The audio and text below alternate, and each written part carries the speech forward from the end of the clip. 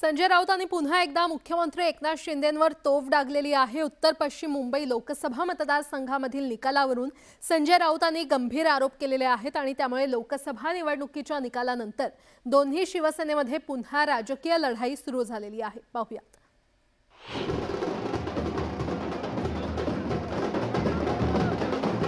लोकसभा निवडणुकीचा निकाल लागल्यानंतर उधळण्यात आलेला विजयाचा गुलाल जमिनीवर स्थिरावलाही नाही। तोच संजय राऊतांनी भंडारा उधळून पुन्हा एकदा राजकीय रणांगणात उडी घेतली। उत्तर पश्चिम मुंबई लोकसभा मतदारसंघामधील निकालावरून संजय राऊतांनी मुख्यमंत्री एकनाथ शिंदेंवर निशाणा साधला।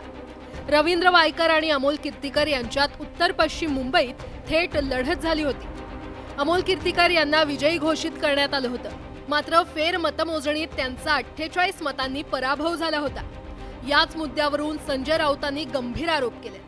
कीर्तीकरांच्या प्रकरणामध्ये शिंदेने कोणाला धमकावलं, कोणत्या अधिकारानं, हे जरा त्यांनी सांगावं। मी सांगतो, अमोल कीर्तीकरांच्या निकालामध्ये शेवटच्या क्षणी एकनाथ शिंदे यांनी कोणाला धमक्या दिल्या आणि कोणाकडून निकाल बदलून घेतला हे त्यांनी सांगावं, मग मी त्यांच्या प्रश्नाचं उत्तर देईन।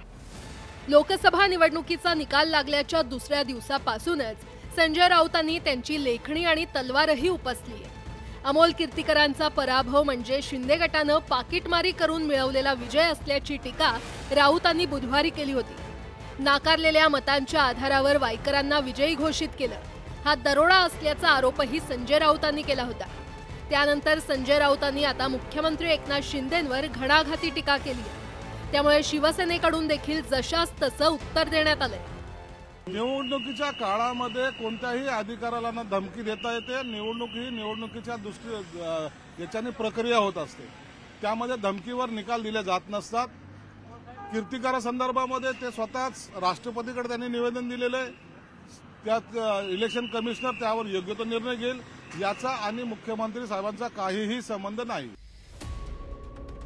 अमोल कीर्तीकरांच्या पराभवाची लढाई लवकरच कोर्टात पोहोचणार आहे, तर देशभरात एनडीएच्या 25% जागा चोरल्याचा आरोपही संजय राऊतांनी केलाय।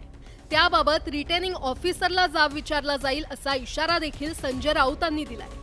परिणामी ही राजकीय लढाई लवकर संपणार नसल्याचं स्पष्ट होतंय।